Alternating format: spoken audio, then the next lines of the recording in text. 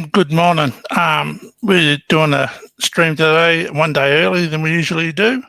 We'll have a link to the chat panel above if anyone wants to join and come up.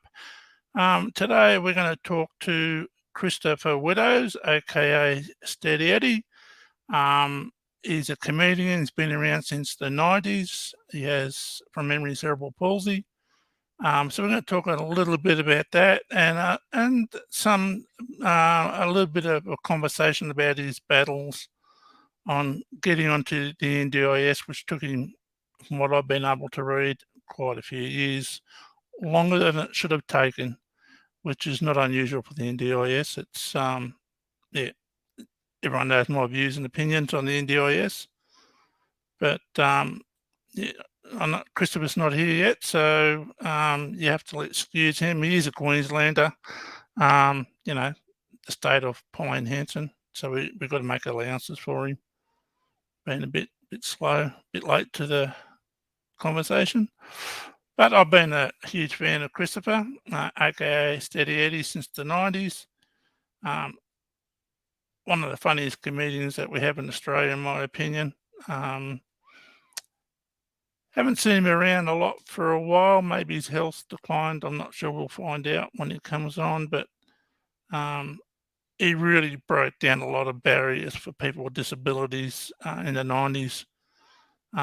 Doing his comedy routine, he showed the world that people with disabilities do have a sense of humour and can take a joke. So, so if anybody wants to join, please feel free at any time to come up into the panel. Just hit that link that we pinned above the chat box. So today we're gonna have two Chris's. We'll have Christopher Widdows and my support worker Chris, who's doing all the computer work this morning. I'm just giving everyone a wave. Hey, everybody. Yeah, just tilt your head to the side. It's light's reflecting. Yeah, you're right. Yeah, so yeah, still waiting for Christopher Widdows. Come on, Chris. Yeah, typical Queenslander, 4 hours late for a 5-minute appointment. I shouldn't talk though.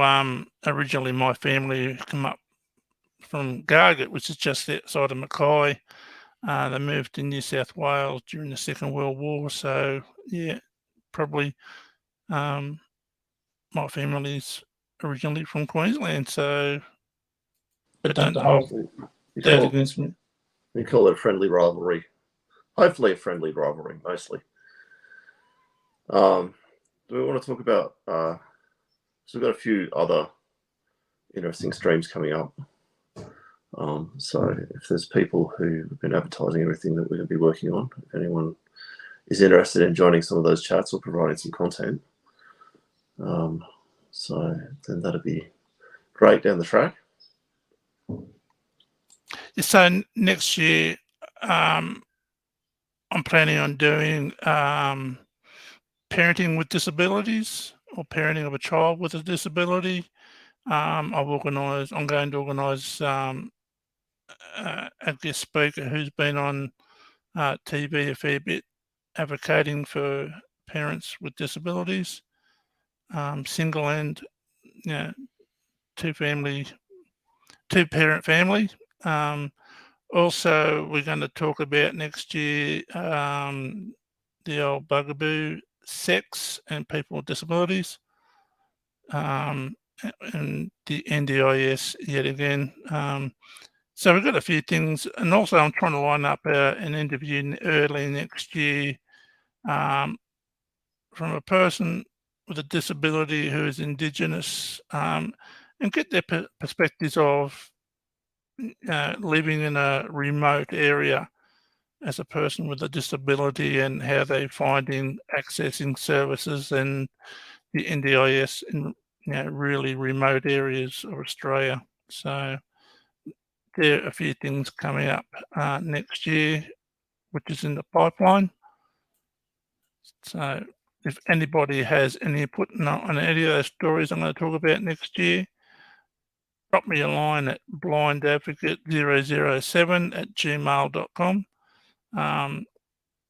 and I can read through it and see what we can do to get you up and be part of the panel. I've also sent Bill Shorten a couple of emails requesting a breakdown of the funding for the NDIS, like how much of the $30 billion goes towards employment for people like support workers, physiotherapists, OTs, and other professionals, how much goes on for home maintenance, yard maintenance, and home improvements, how much goes towards AT. Just get a breakdown, because the general community assume that that $30 billion is actually going to the pockets of people with disabilities. And we all know that's not true. The NDIS is a huge employment environment where there's a lot of employment for support workers and professionals, as well as tradesmen as well. So hopefully I'll get that breakdown in the next couple of weeks from the Bill Shorten. It would be interesting to get him on there on this stream one day, and so he can answer questions from people with disabilities. I know the ABC have done stuff, but they have a select few that go on that show. But it'd be good for the minister to answer questions from the general public, the clients of the NDIS. So, we're still waiting for Christopher. I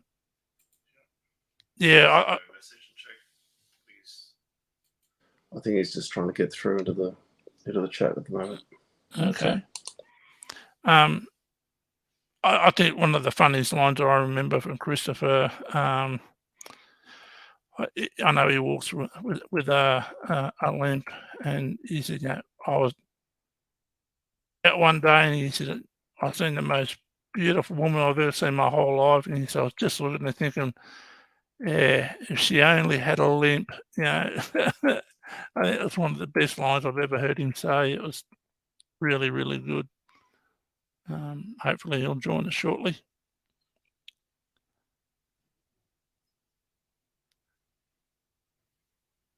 He may be struggling. I know there's a couple of prompts he has to fill in to get in. So, but like I said, if anyone wants to come up and have a chat with Christopher Widdows, please feel free. If anyone has a topic they want me to talk about or raise one day during a live stream, or you just want to come up for a general chat, you're welcome at any time. You can even talk about something that's not on topic. You might want to come up and talk about something else, and that's quite okay. This is a platform for people with disabilities to express their views and opinions and talk about their life experiences in a safe environment where they're going to be respected and treated with a little bit of dignity, which is not too much to expect. So, I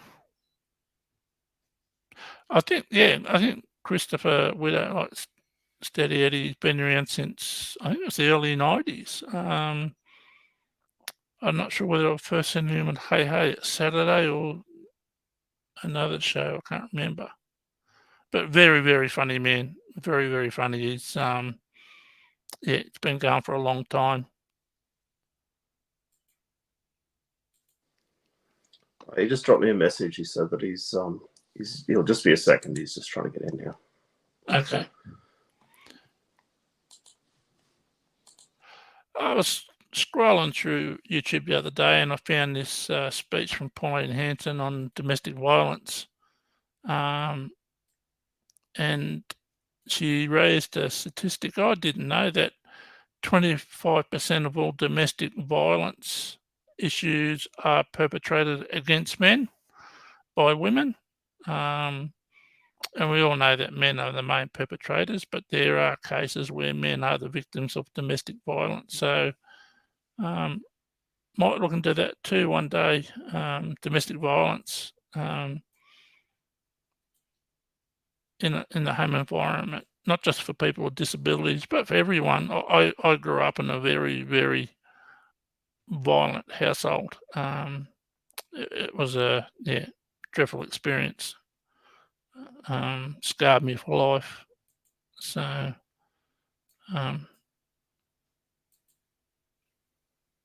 maybe that could be a topic for next year. I'm not sure. We'll think about it and try and work a few things out and see what we can organise. But yeah, you got anything to add, Chris? I think he's still got a message from him, but I think he's still trying to get into the system. Sometimes technology does not do exactly what you want it to do. I'm sure everyone's familiar with that. Yeah. Technology is great when it works, and yeah, it's quite a few times I nearly kicked my laptop out through the window when it wouldn't do what I wanted it to do. Especially when you pay thousands of dollars for something and it doesn't work the way you want it to. You can't work out how to use it. I used to be a JAWS user. That's what I started off using back in the late 90s. Couldn't afford the upgrade, so I transferred over to the MacBook because all the upgrades come free with the MacBook. My last MacBook lasted 7-8 years. Then the upgrades got so big it could no longer handle it, so I had to buy a new one.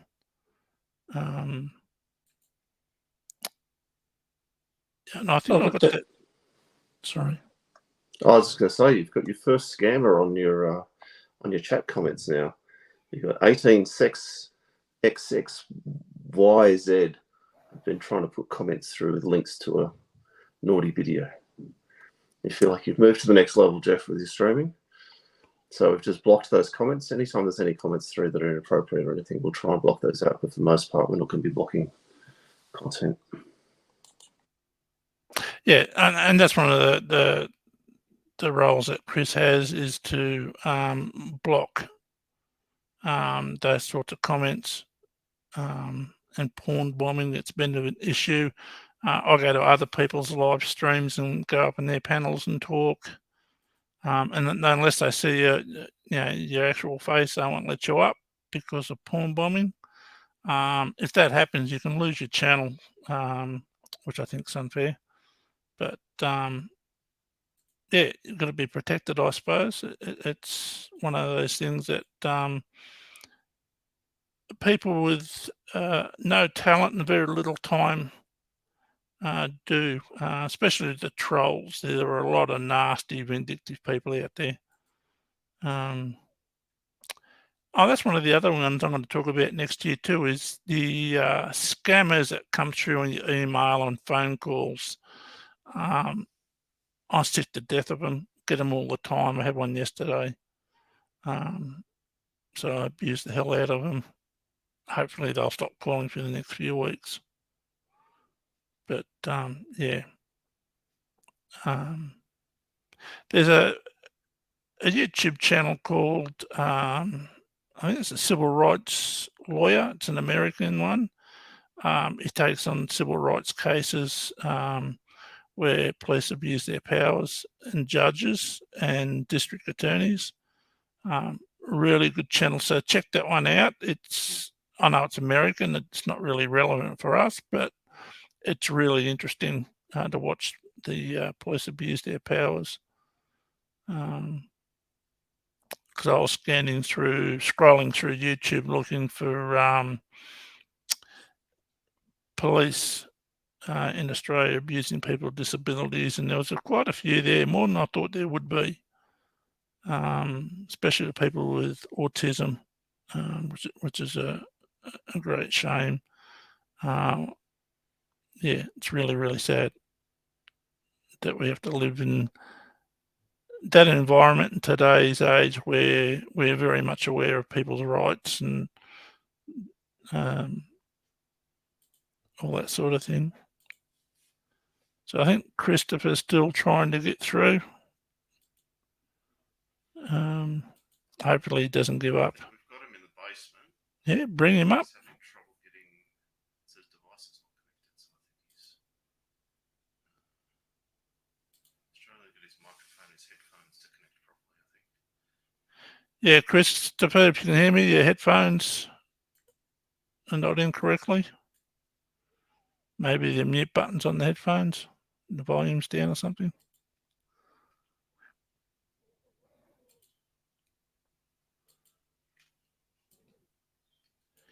You're in the basement there, Christopher, so you're nearly there. You just got to go up and hit enter studio.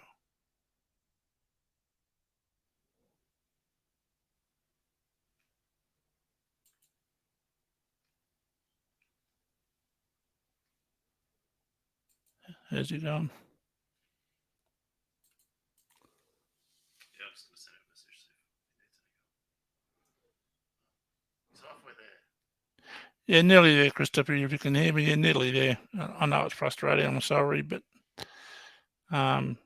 He's like Schrodinger's cat at the moment.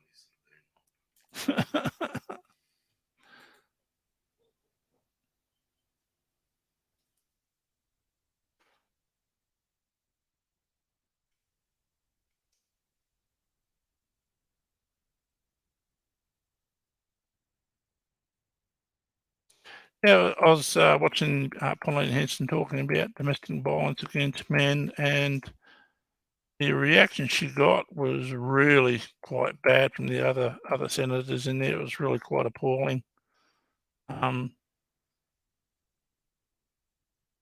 Nobody should live in an environment where there's domestic violence, male or female, especially children. And for her to be treated like that, it's just appalling.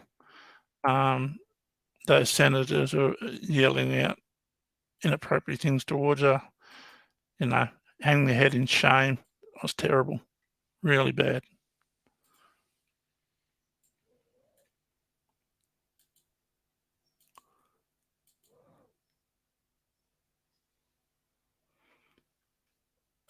If you can hear me, Christopher, just make sure your headphones, your mic and your headphones are turned on.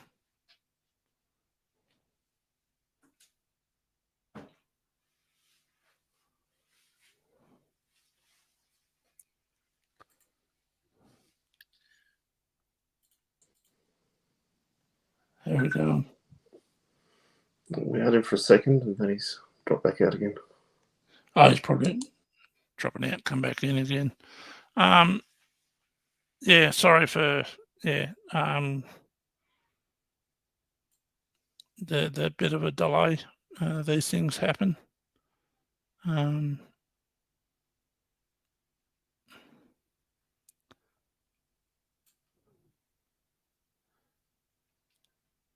Yeah, there's another YouTube channel you might like to go see. It's Silver Diamond.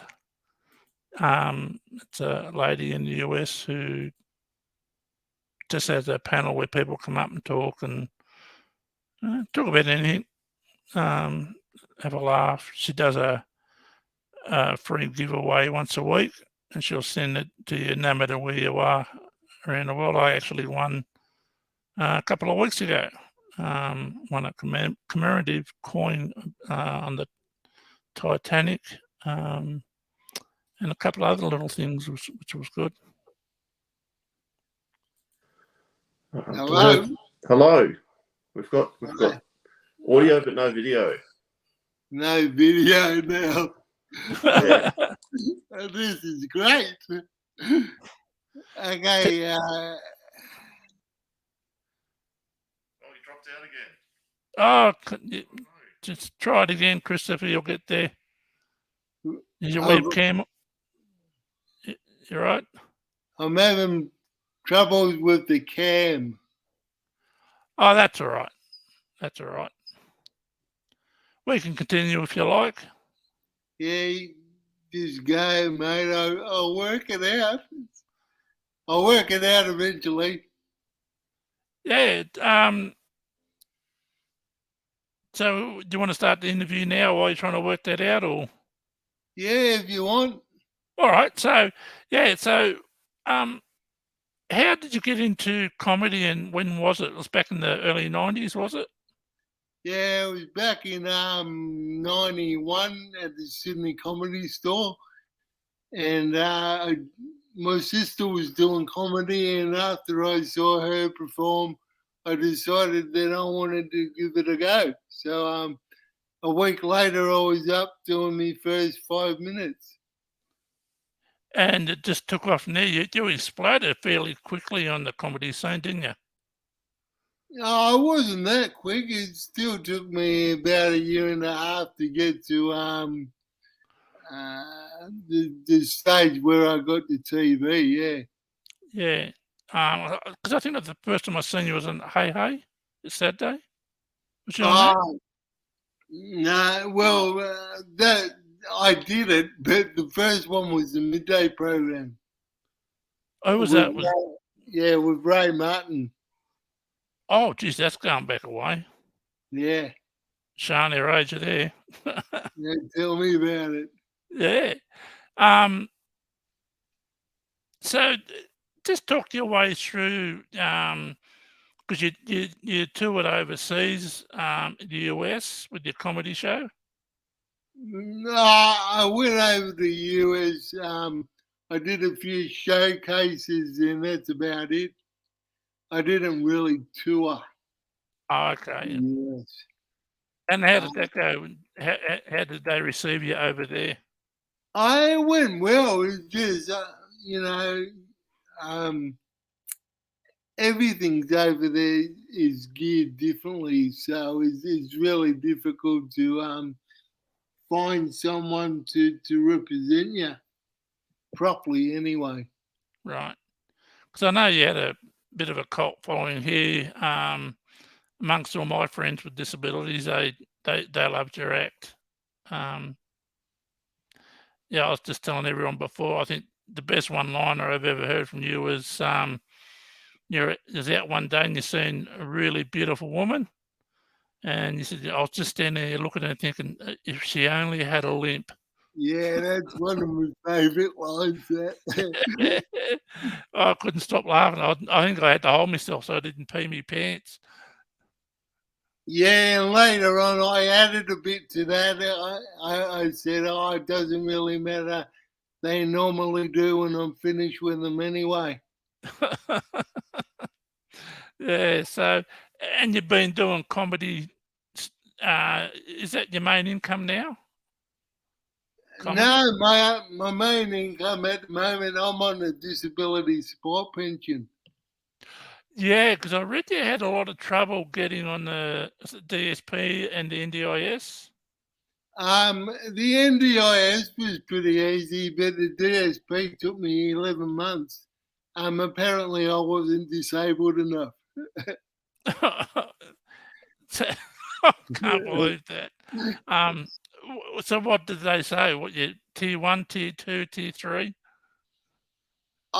Mate, I have no idea, but what it said was that because of my work and working with P&O for so long, that because I could access a ship, therefore I could access public transport, therefore I didn't need a DSP. Oh, Which made no sense whatsoever. But yeah, I lost a lot of points because I can do a fair bit for myself. yeah, that's that look, yeah. Yeah, what do you say to that? It's just, I don't know, trying to get people off the welfare system, I suppose, back into work, but that's ridiculous. Yeah, I mean, like, I couldn't believe that I lost points because I could feed myself. I could take myself to the toilet. I could transfer from a bed to my chair. I'm in a wheelchair now. So this is the other thing. I was sitting in front of the person in a portable scooter, and she's telling me I didn't qualify. Wow. Wow. Yeah. So I, for 11 months, it went in this cycle. And no matter what I said, they couldn't comprehend it. And it took a doctor to do a video conference with me. And as soon as that happened, I got it straight away. Well, when I first went on the DSP, it was like January 1990, I think. I had to be 85% incapacitated to work. And at that stage, I made that requirement fairly easily. Because I had tumor in the spinal cord, and they told me I wouldn't be able to walk again, but I eventually got there. But to tell somebody with, you have cerebral palsy, don't you? Yep. Yep. Tell someone with cerebral palsy in a wheelchair, you're not disabled enough. I mean, I've got friends who are paralysed from the chest down, who drive themselves, transfer from wheelchair to beds to the lounge, and they're still on the DSP. Yep. Mate, I couldn't believe it. I just, 11 months of it, and I was about to give up, and until I got the interview with the doctor, and it sort of turned around from there. So much for privacy and confidentiality. So the person who told you that you weren't eligible, what qualifications did they have to say that? I don't know, because it was a phone call. When I first got rejected, it was a phone call from an unlisted number, and the person only gave me their first name. So I didn't even have any recourse to question that person. Did you ask what qualifications they had? Because that's one thing I do. No, I didn't, because mate, to be honest, it happened all so fast, and I was in shock. I was in shock that I actually got knocked back. I'm surprised I'm surprised you were knocked back. I think at this time in Australia that a lot of people get knocked back the first time. I think it's just the way they do it. Well, when I first went on the NDIS, everything I applied for, because I'm blind, tumor spinal cord, MS, osteoporosis, everything I applied for was knocked back for the first 3 years. Everything. Not one thing was allowed. And I ended up taking it right up to the tribunal with the NDIS lawyer. Yeah. Which is, when I was diagnosed with a tumour, never suffered with anxiety, contracted MS, didn't suffer with anxiety, lost my sight, no anxiety. NDIS comes along, severe anxiety, and I was like sucking air into my lungs like I was drowning, and I just couldn't cope.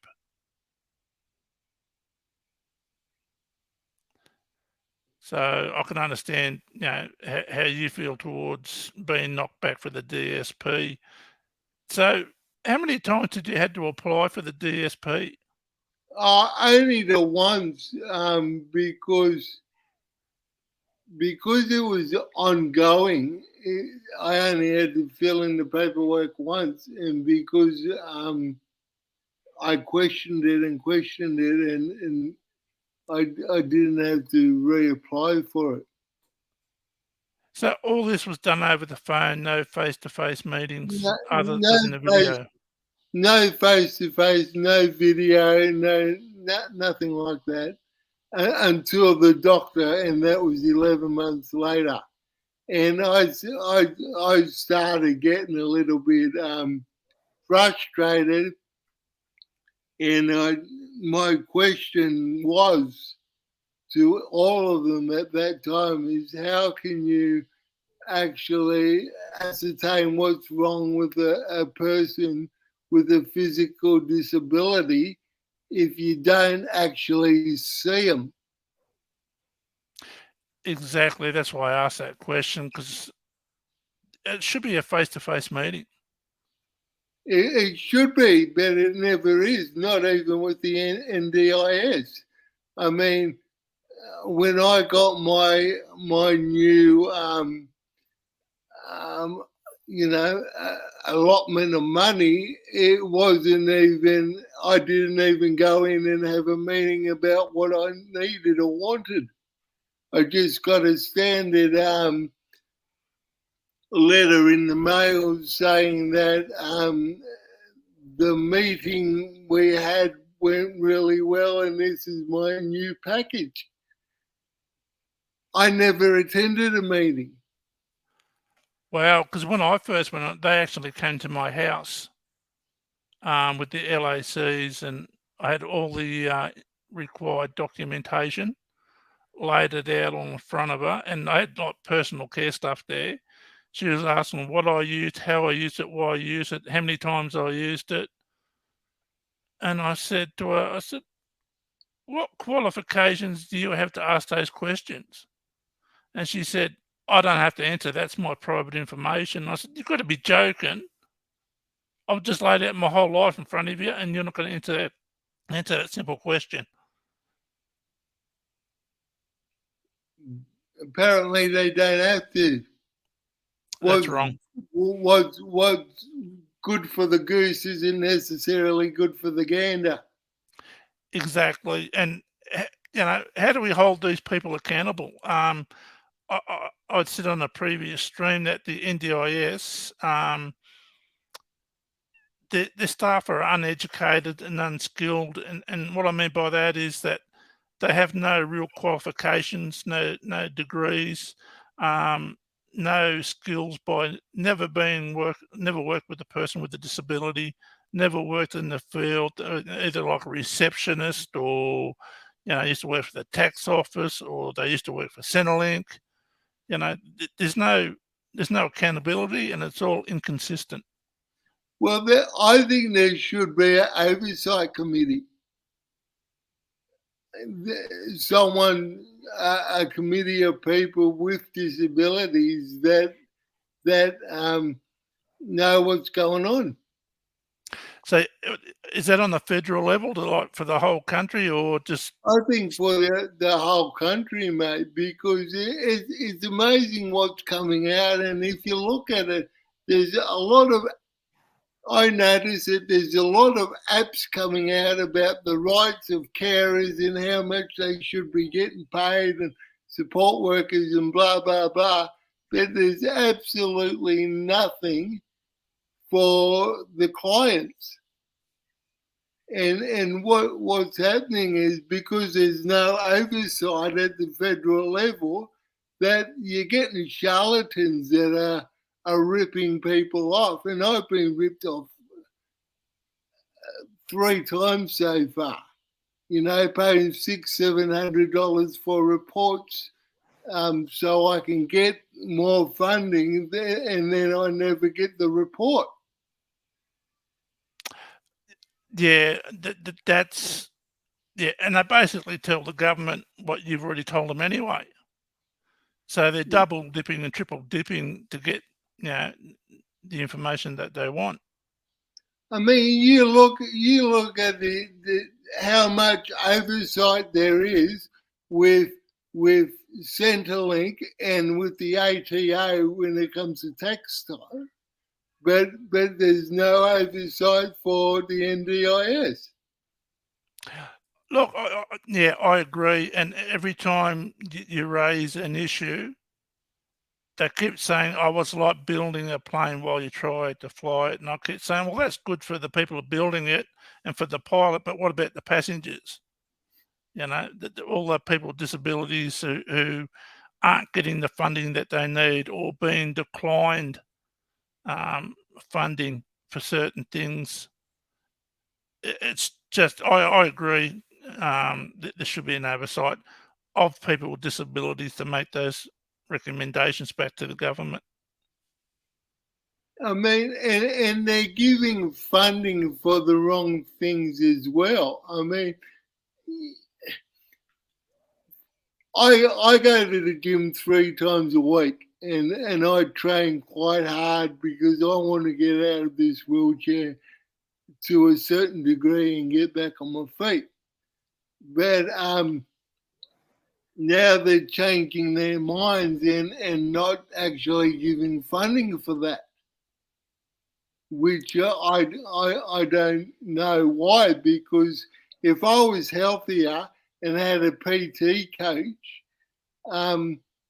it would, in the long run, be costing them less money because I'm actually fitter.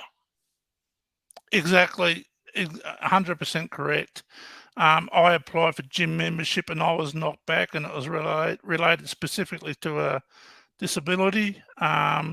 So I sort of went around that and went to an exercise physiologist, and they worked out of a gym. So that's how I got around that issue. So Yeah, maybe, yeah, but I mean, I've been involved with my personal trainer now for nearly 12 months, and I basically I don't want to go with anyone else. She knows my program back to front. So and what? They're not going to pay for her at the moment because she's a physical trainer. so is she an exercise physiologist, or is she a No, personal trainer? she's a personal trainer. Okay. And Yeah. that's the difference. I mean, you know, if you're a personal trainer, they're now being struck off the NDIS. Well, if they have the same qualifications as an exercise physiologist, I don't see It's why that all would in, be. it's all in the wording, mate. Unfortunately. And exactly right. I had I fell last year, broke my hip and had to have a rod and screws put in. And I had to get a new bed.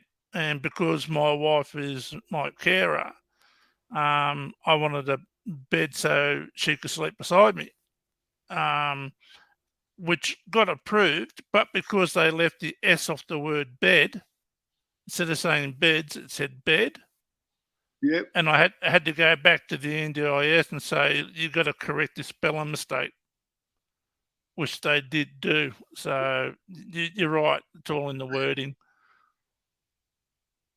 Yeah, So, it's amazing that just because of you know, a spelling mistake or not knowing the terminology, you just get put to the bottom of the pile. but it should be what's best for you. What's best for you to get back onto your feet? What's best for you to get back into the community? Not Well, what's well, best for the government.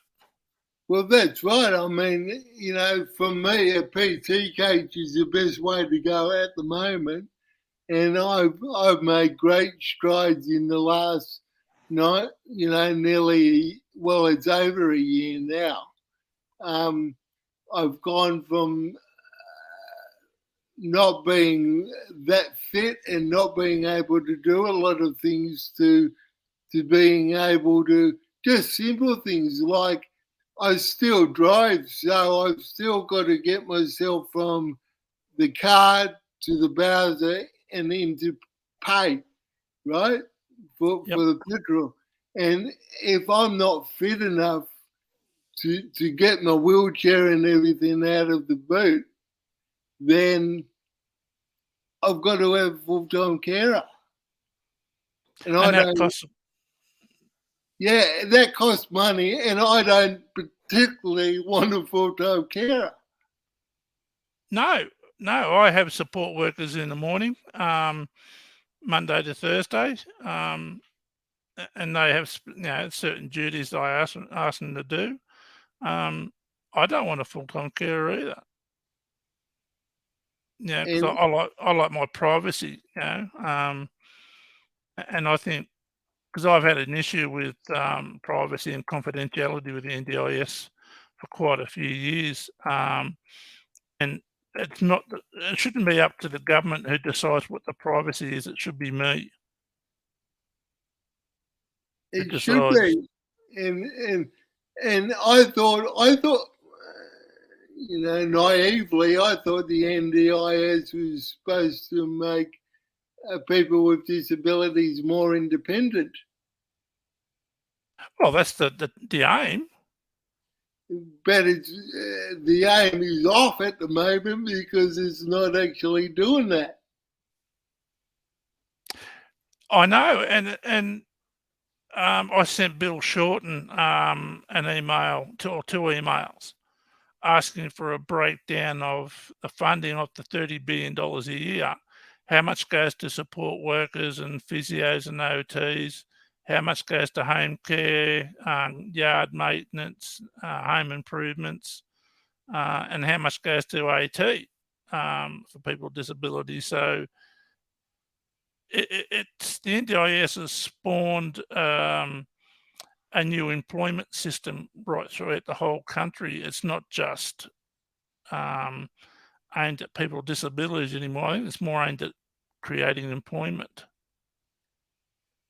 I agree with you, mate. I think it's become a new industry for the government, the federal government, to look better than it actually is. I think so. I was talking to a lady a couple of weeks ago about people over 65 getting on the NDIS. There's a push for that, but the government are sort of holding back on that as well. So, that's an interesting topic on its own. But I don't know. How do we get the government to pull it back to making people with disabilities making their own choices? Well, that's a question, isn't it? I mean, apart from self-management, if you can't do self-management, then you're in a precarious position, aren't you? Oh, exactly. I have a friend who self-manages. I don't. I have trouble getting my head around the wording of different things that I apply for. Like I'm in Armidale in New South Wales, and it gets pretty cold through winter, and I can't even control my heater, which actually blew up a couple of weeks ago or a couple of months ago. The replacement's like $10,000, and an accessible one is $13,500, and I want to get the $13,500 one. So through winter, because being blind, I suffer with insomnia.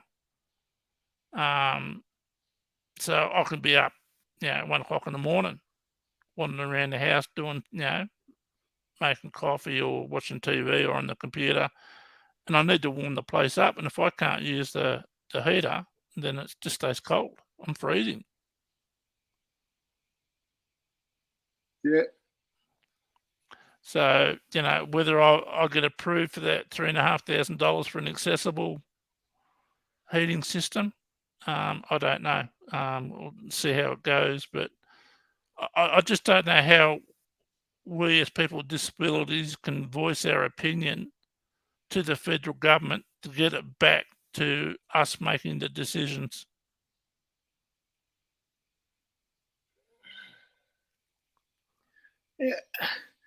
It just seems to me that, since 1981, the International Year of Disabled, nothing really has changed that much. The attitude is still the same.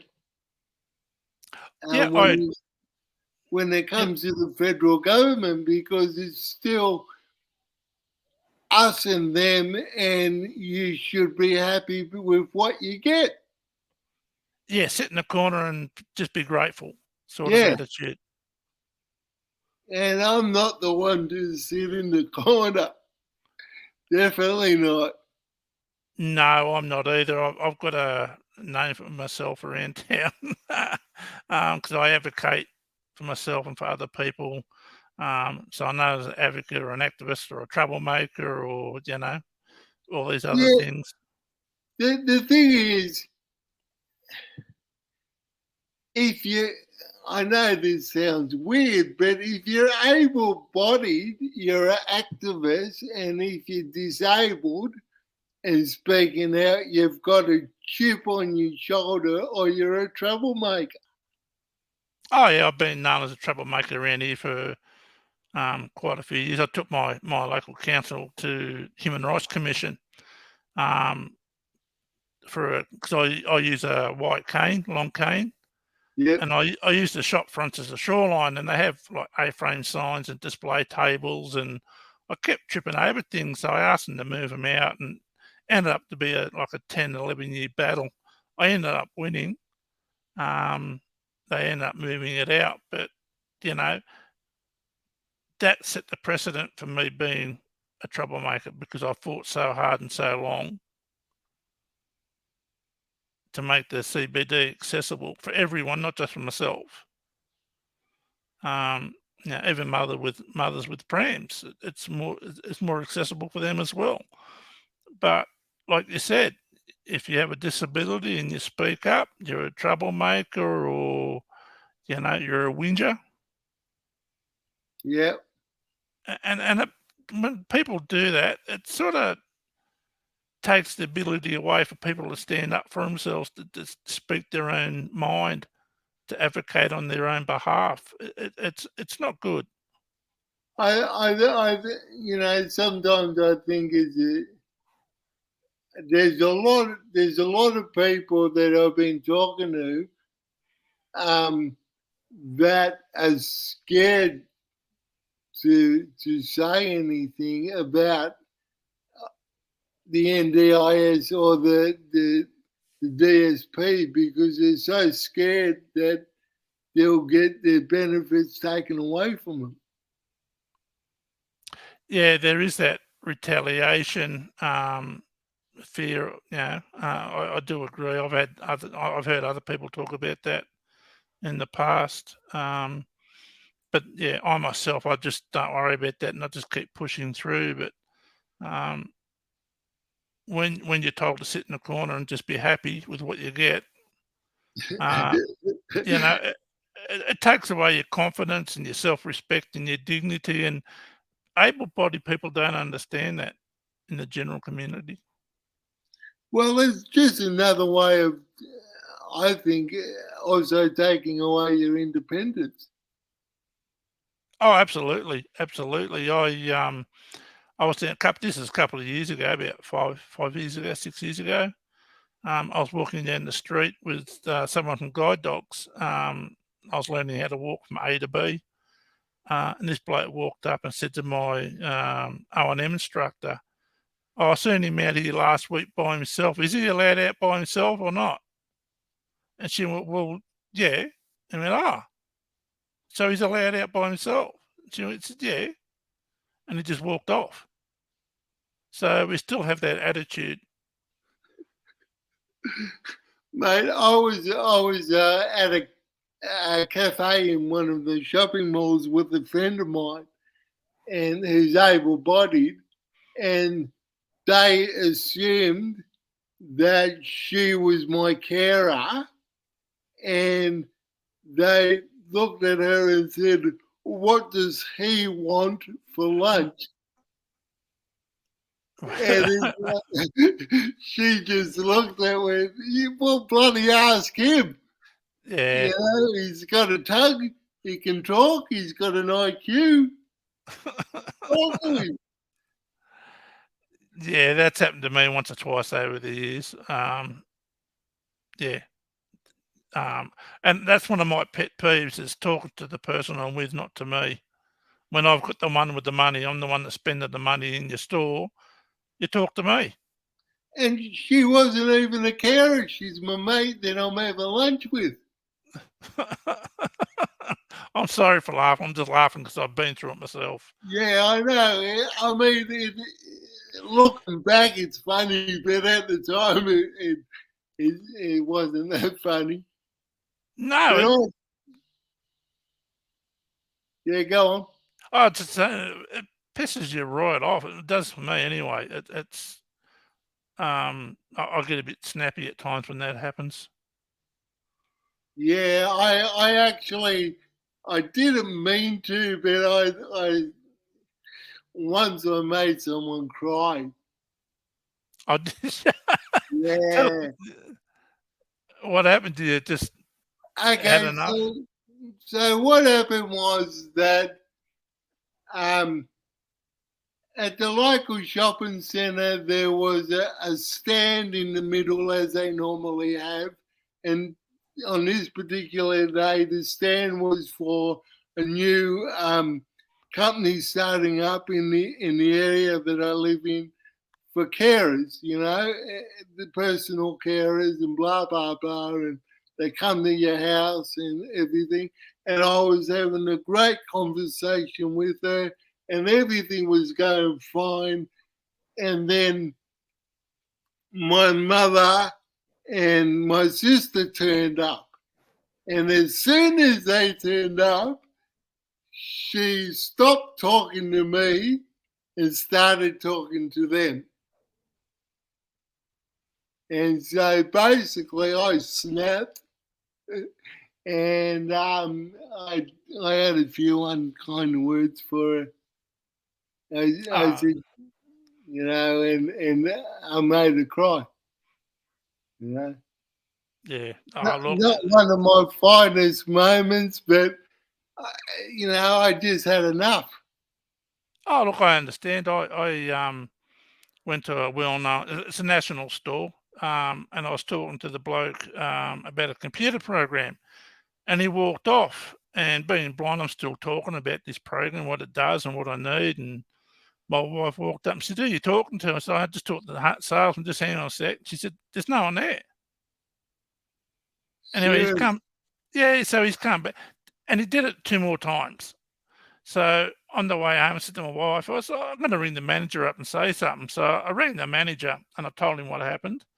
And I said, all the bloke had to say was, just hang on a sec. I'll go check. I'll be back in a minute. And the manager said verbatim, well, let's face it, people like us don't like talking to people like you. Oh, seriously? Yeah. So I never Man. went to that store in 20 years, but I had to go back because I needed something. But new management and the staff there now are quite good. So, but yeah, look, not good. But I had an experience last week. I went into another store and a young girl, she said, she talked to me. She told me her name. She told me when she was walking away and said, "Oh, it's Amy coming back." And it was a really good experience. So I rang up corporate head office and I said, "Oh, look, went into the store here in Armidale last week, had this interaction with a young lady, Amy. Brilliant. She done really well as a person who's blind. Really good interaction." I said, "I think she needs a pat in the back." She said, "Oh, we'll send the manager an email." I said, "No, no, no, no, no. No, I think corporate needs to actually ring her and tell her job well done."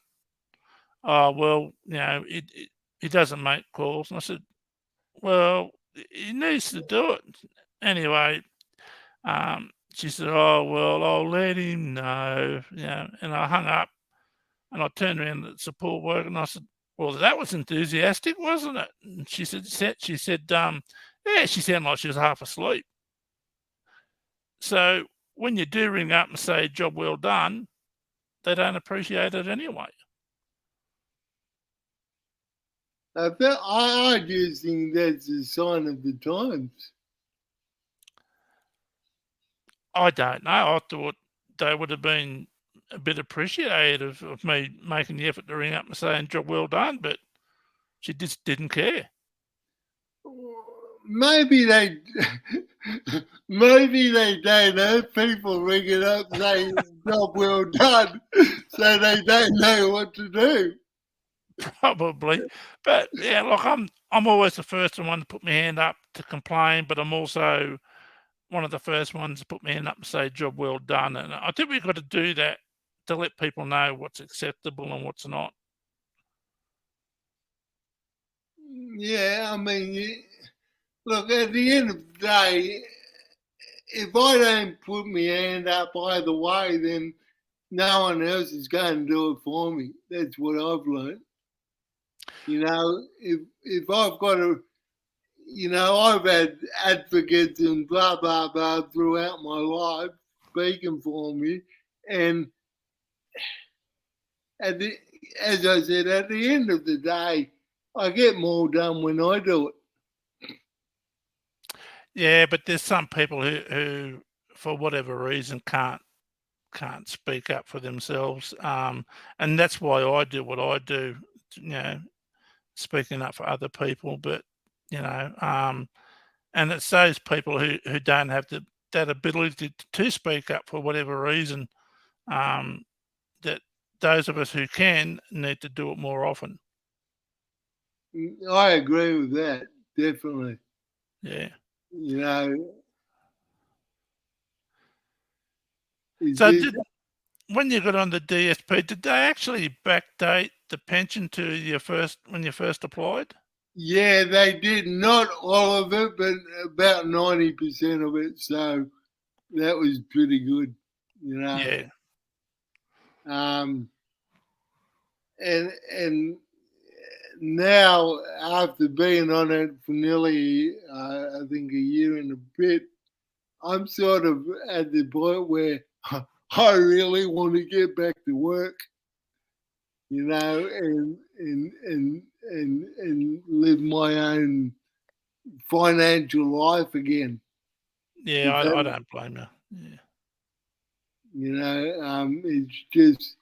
It's a mess what you can earn and what you can't earn and blah, blah, blah while you're on the DSP. And I think that's one of the issues too, that people who could go back to work don't, because like the healthcare card that you get with the DSP, if you're on a lot of medications, that's a huge financial benefit. And to going back to work, you lose all that. But if that safety net was still there, I think more people would go back to work. Yeah, I do think that you should be, like if I earn above what I get per year on DSP, above that I should be taxed or do something like that. I'm not asking for a free ride, but just a bit of an allowance. Bit of assistance to keep the basic lifestyle. Well, an incentive. Yeah. There's no incentive for, as you said, for people to go back to work, because they'll never get in front because they garnish the DSP as soon as you start working again. Well, I never got the full DSP because my wife was working, and I didn't mind that, so I only got a half pension and a healthcare card because I take a lot of medication. And I did look for work for the first, 15 years. When I went for an interview, you could have heard a pin drop, because I walked in with a white cane and, their way of getting out of employing someone who's blind is, oh, you need your driver's license. Well, not really, but anyway. But yeah, I think for people who could go back to work who are on the DSP, losing that security if their health does go bad, then they don't have to reapply for the DSP and go through the whole thing again like you had to go through for that 11 months. Yeah, maybe just have it can be put on hold and you don't get any benefits or whatever. But as you said, if it does go south again, it can be just started up straight away. I think so. And the NDIS is supposed to help people get back into work too. That's one of their goals. Mate, sitting in front of the NDIS people and saying, I'm 54 years old and I'm a stand-up comic. What job have you got for me? Yeah, stand-up comic sitting down in a wheelchair. Yeah, that's right. They've got, forget it. They got no idea whatsoever. And when it comes to the entertainment field, mate, stand-up comics aren't even recognised. You know, when I'm filling in all my forms that I had to do, not once does it say, comedian stroke stand-up comic. It says performing arts. oh, there you go. I mean, it's only a small thing, but you think after stand-up comedy has been around in this country for at least 30 years, you'd think it would actually appear on the paperwork when you're out of work or you need help. Well, there's a lot of stand-up comics around now. One of the ones I subscribe to on YouTube is Isaac Butterfield. You ever heard of him? Yeah, I have heard of him, Yeah, he's funny. He does a lot of good stuff good content on YouTube. I agree with 90% of the stuff he says, and he's funny as well. But look, the NDIS, the goal of the NDIS is getting people's independence back, getting them back into the community and its activities, and getting them back into work. And they're not doing it. And like this has taken us right back around to the oversight committee. Yep. And this should be one of the jobs of an oversight committee, making sure that their goals are being met. So if there is an oversight committee, should they be elected or appointed by the government? I think they should be elected. I think so too. I agree. I think that to be a committee member, you either have to have a disability or credentials in the disability field. Not just someone who goes, oh, that's a good idea and it's an easy paycheck. Yeah. Because when I first went on the NDIS, in the first 18 months, I had 6 different LACs. Now, I live in a country town, so all those LACs had all my information, 6 of them. That's not including the people in the NDIS, the services that I access. So, all my personal private information, is out. And that's one thing I think is wrong with the NDIS. If I say to the government, you can't have that information, it's private and confidential, it should remain that way. And the doctor should then say, yes, he needs, X amount per year for personal care allowance. That should be it, not to have it all itemised. Do you agree?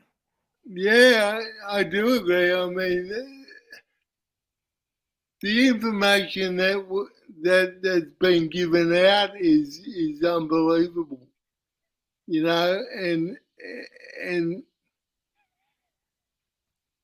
it's always been that way. And we all know how Does much. does that make sense? Though it's always when you've got a disability, it seems that your information is given out more freely Mm, than if you're able-bodied. exactly. 100% correct. I agree with you, Chris. It's something that I feel that needs to be addressed.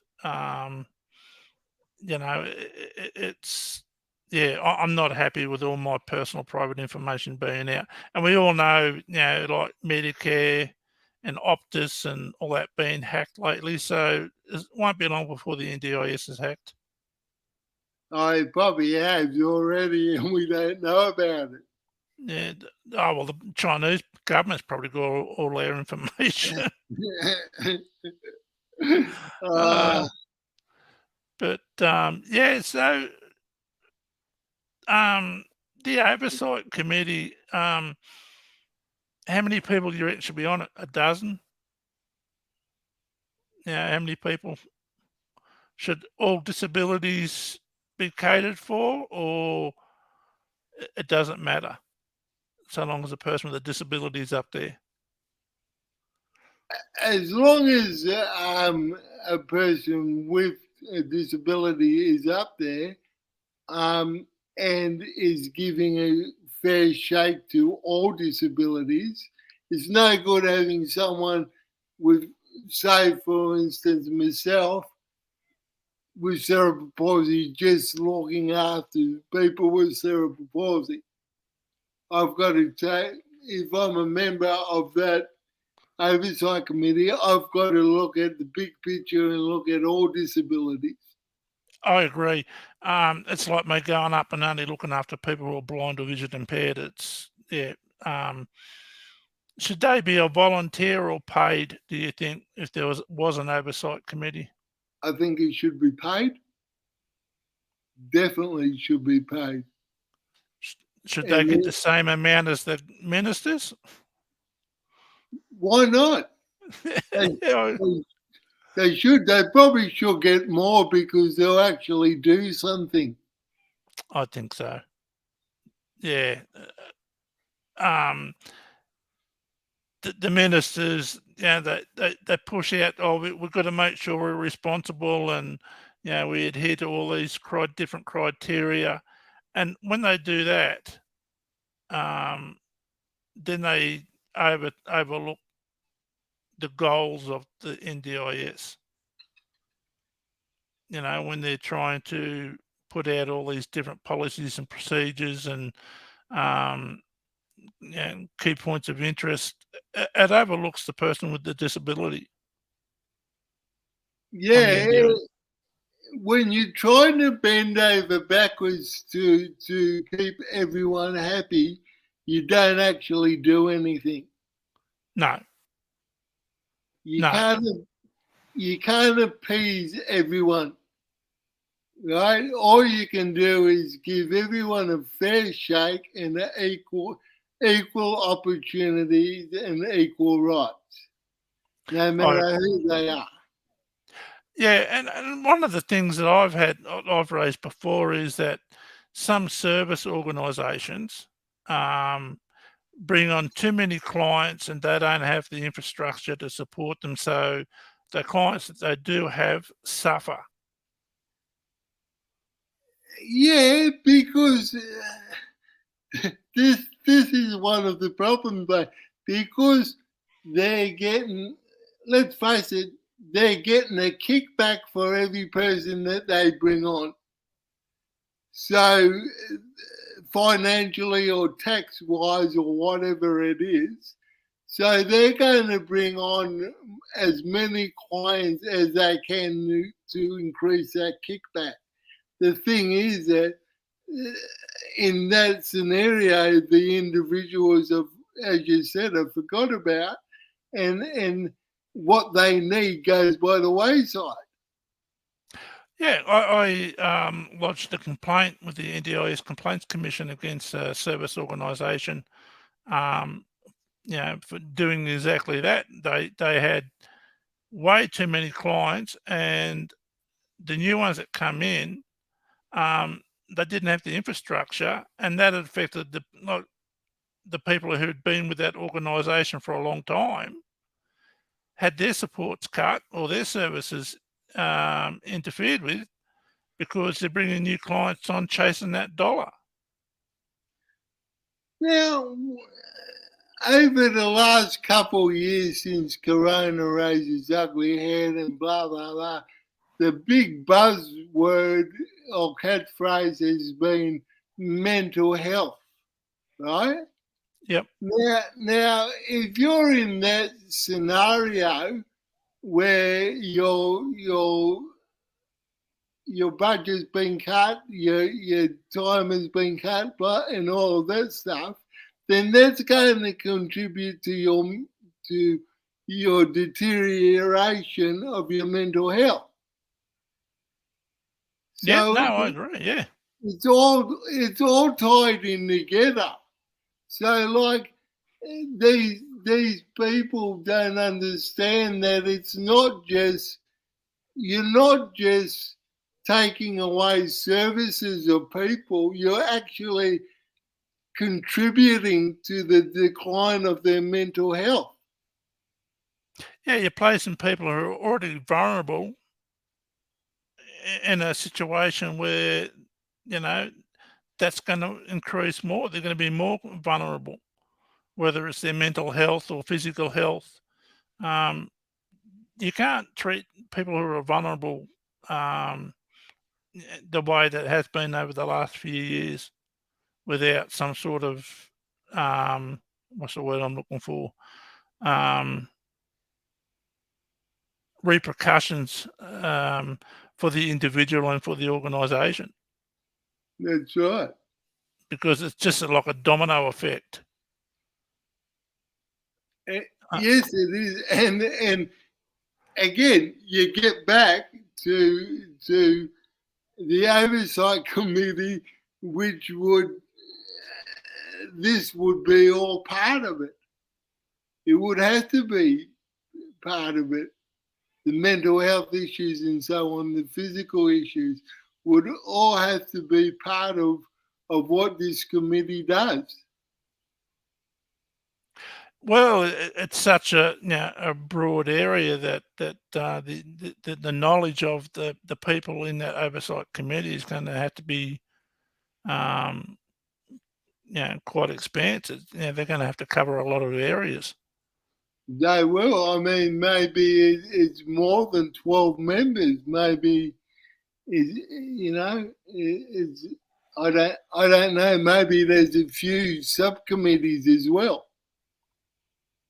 Well, I think like if you had a few members who looked at mental health, had a few members that looked at the different issues that are being raised by people with disabilities, and then the oversight committee can then discuss those topics that those individuals raise. The oversight committee members raise. Like if you was on there and you were part of the group that look after mental health, then when that oversight committee then meets, then you would put your findings forward and make decisions on those findings.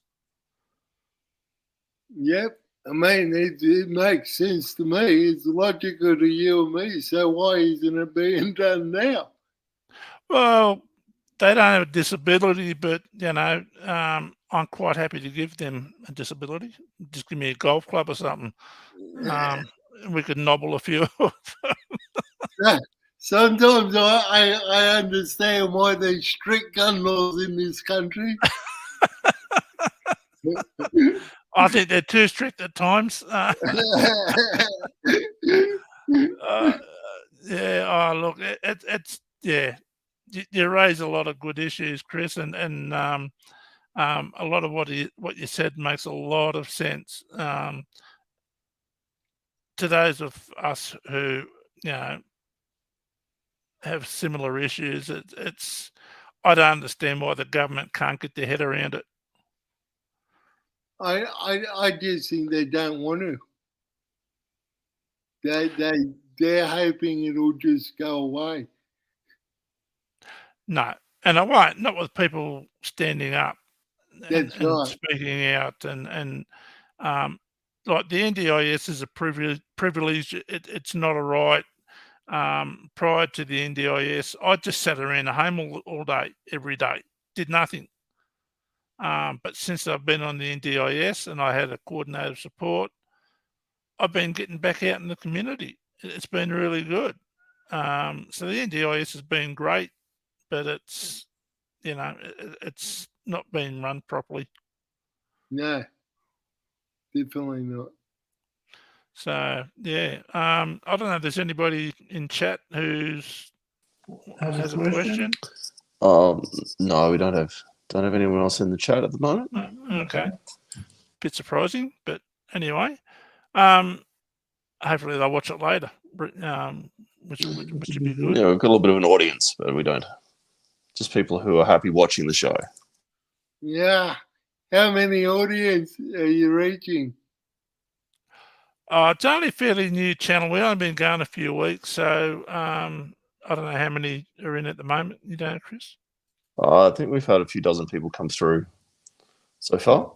Yeah, but that's good. If you've only been going a few weeks, that's pretty good. Yeah, well, I started this because I just wanted people with disabilities to have a platform to come up and talk about things that affect them, express their views and opinions, and talk about their life experiences, in a safe environment where they're treated with respect. Well, it's definitely needed. Yeah, because there's nowhere that's why I started the channel. Is that there's nowhere people can come up and actually talk about issues that are affecting them, not necessarily about the NDIS. Could be anything. Yeah. It's up to the individual, but yeah, it's at least we're getting a few people in watching for a while anyway. But hopefully we've spoke about a few things that it can get other people thinking about what you said, like raising an oversight committee and your struggles getting on the DSP. How you work your way through it. That may help somebody who's actually going through it as well. Yeah, and to let them know that they're not actually alone. No, well, there's, I think, according to the Australian Bureau of Statistics, there's about 18% of the population has a disability to where they need assistance. Okay. And you combine that with the aging population, you're looking at nearly 40% of the population. Mate, we'll run the world one day. What was that? I said the disabled people will run the world one day at that rate. Oh, I hope so. It's like that Greta, what's her name? The climate activist, Greta Thunberg or Bloomberg or whatever her name is. She has autism, and she's been able to speak out fairly well. She's quite articulate. Don't know if you've seen her. No, I haven't seen her, mate. Yeah, okay, fair enough. So you live in Brisbane? No, I'm up at Gympie, just past Gympie in a little place called Glenwood. Okay. So I'm about 2.5 hours from Brisbane, north. Okay. Yeah, 'cause I was saying before you come up, my family were actually from Gargett, just outside of Mackay, and they moved down to Sydney during the Second World War, and they just stayed. So Right. that's how we got to New South Wales. But there's another bloke has his YouTube channel, Gregory Lawyer. Okay. We have a rivalry about Queensland and New South Wales. We take the mickey out of each other all the time. Oh, yeah. So Yeah, well, I was actually from New South Wales. we're Little place called Clovelly. I'm in the eastern suburbs of Sydney. okay. So I was a beach boy for years and years. I didn't know that. Yeah, I grew up in Clovelly Surf Club. So that's where I spent most of my young years. Yeah, I was born in Sydney at Bulli Hospital, Oh, yeah. Campsie. And we moved up this way when I was about 7 or 8 or something like that. We used to live in Villawood before we Oh, moved up yeah. here. My ex-wife's from Villawood. Yeah? Yeah. Yeah, we used to live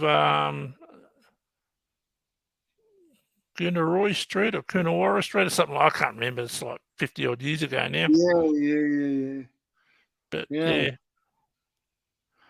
All right. Well, thank you for coming today, Chris. I really do appreciate your time. Yeah, that's good. I'm glad we finally got there. Yeah, it took you a while. You come up and dropped out. Come up and dropped out.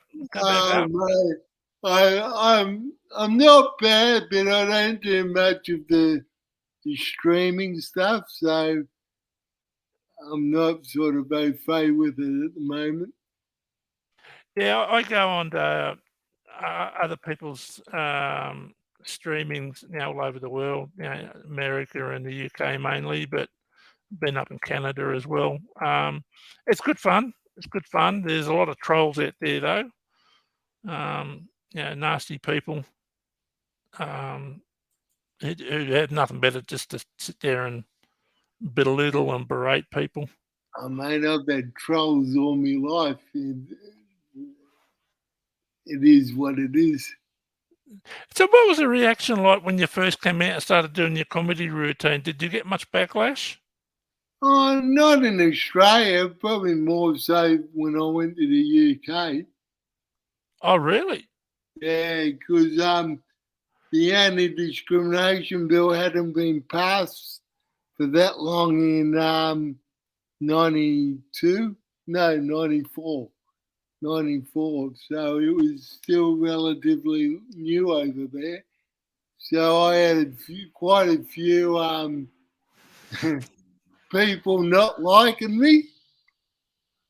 But I had a lot that did, so it worked out in the end, you know. Yeah, well, like I said, I don't know anyone I knew that didn't appreciate your humour. You certainly told a few home truths. I Yeah. I still do, mate. I just do it with less profanity.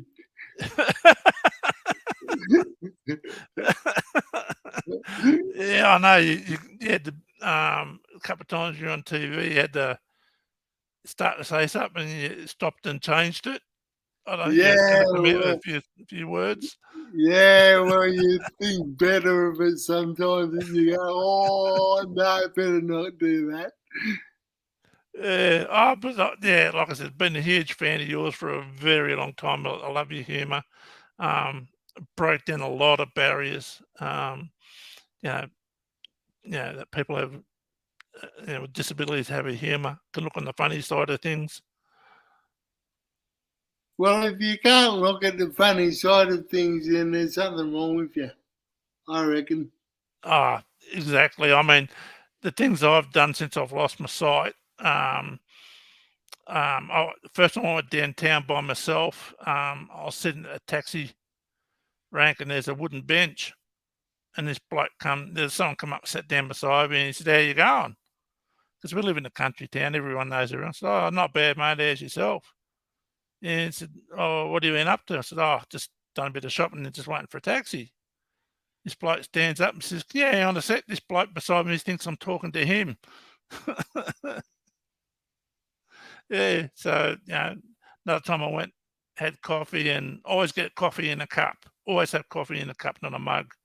Yeah. And I asked for a coffee in a cup, and I put my hands out and grabbed the bottom of the cup, and the handle was quite low. So I brought Yeah. it up to my mouth, and it was quite high. It was like narrow, but quite high. So I put it up to my mouth, and I pulled it away and had this big blob of foam sitting on the end of my nose like a big red clown nose, but white. You got to laugh at yourself. Oh, you do, mate. Yeah, if you don't, We have a laugh every day. it just makes life hard if you can't laugh Oh at well, yourself. there's 3 or 4 of us that go to the gym, so we normally after the gym have a coffee and whatever, and just have a laugh about life in general. Yeah, sitting there laughing at able-bodied people, Yeah. make fun of them. See how they like it. Well, some of them, my mates that I go to gym with are actually able-bodied, so it makes it fun. I seen this thing on YouTube a couple of weeks ago. There was this woman, she used to go to a gym, and she used to wear those Daisy Dukes, the shorts that shows half her ass cheeks. Yeah. And she'd be doing these squats, and she'd have a camera doing a live stream, her doing squats, and she's looking over her shoulder, and she looked up, and there's this bloke looking at her. So she stormed over there, and she's yelling, "You can't look at me while I'm doing that. It's disgusting. You're a pervert." The bloke went, "No, actually, I'm blind. I can't see a thing." And she said, "No, I don't care. I'm going to get the manager." And she went and got the manager, and he come over and he said, "Oh, you can't be looking at her." He said, "Well, I'm not. I'm blind." He said, "I'm just facing her general direction." But she should have seen her. She was screaming absolute obscenities. But this bloke just kept doing his workout facing her direction. He didn't care. What part of blind don't you understand, woman? Exactly. Yeah. Yeah, and the amount of times I've got to explain the difference between being blind and vision impaired, it's, I applied for a talk and microwave oven, and a lady rang up for the NDIS, said, "Oh, you can't have it." And I said, "Well, why?" And she said, "Well, we've got staff here who are vision impaired, and they don't like the voice, and their family members don't like the voice, so you can't have it." I said, "Well, what's that got to do with me? That's them." And I said, "I'm not vision impaired, I'm blind." And I said, she went to say something. I said, "Hang on, do you know the difference between being blind or vision impaired?" And she was stumped. She had no answer. She didn't know the difference. So, And what do you do? these other people saying yes and no to us. Exactly. Exactly. That's why they need to be educated. That's why we need to have people in there who have worked in the disability field at least to have Yeah. a little bit of understanding and appreciation. But look, loved your Himmer for a long, long time, and you're going to go back to touring at any time? Yeah, I'm actually in a musical duo with a mate of mine, and we're called the Jingo Brothers. And we've been, we've just done a few gigs, and we're doing the Fringe Festival next year in Okay. Adelaide. And then we're going on tour for a while. Oh, well, you'll have to put up your dates and everything on your Facebook page and where you be. And yeah, we will when we finalise all the dates. That'll be up on the Jingo Brothers page. We've got a Okay. whole page on Facebook dedicated to it. Okay, so Jingo Brothers. Yeah. Is it JINGO? Yep. Okay, then we'll get everyone to go and have a look at that on Facebook and get your tour dates. But yeah, I think, I don't know. Do you want to have anything else you want to say, Chris? Or Nah, mate, I think I've covered most of it. I think we've done a fair bit this morning. Yeah. It was really good. But yeah, next year, early next year, I've got a few things planned. Yeah, with the NDIS and sex workers and all that sort of thing next year. Excellent. I'll tune into that one. Yeah, $1.99 a minute. But yes, and we're going to talk about parents with parenting with disabilities. Yep. There's a lady who did a special on the ABC. I'm lining her up for next year to come and talk about it. So yeah, we're going to cover a few topics. So, but you know, maybe you can come back at another time. We can talk about other things. Yeah, mate. Whenever you want. You know, I'm pretty cruisy. Yeah, except for Mondays, Wednesdays, and Thursdays. Monday, Wednesday, and Fridays I'm at the gym. Okay. Yeah, so yeah. All right. Well, good to talk to you. Well, I've been wanting to meet you for a long time. Yeah, big fan, like I said. But I appreciate you coming today. It's been good to talk to you and get your story on getting on the DSP, and it's been interesting. Yeah, it's been good. All right, well, thank you for that, Chris. I appreciate your time. No worries, Jeff. Okay, mate. I'll talk to you later. All right, mate. See ya. Okay, bye. Bye. Okay, everyone, that's probably the stream for today. Thank you for coming. If you want to leave a comment in the comment section, please do. I will read them. Or send me an email at blindadvocate007@gmail.com. Okay, thanks, everyone.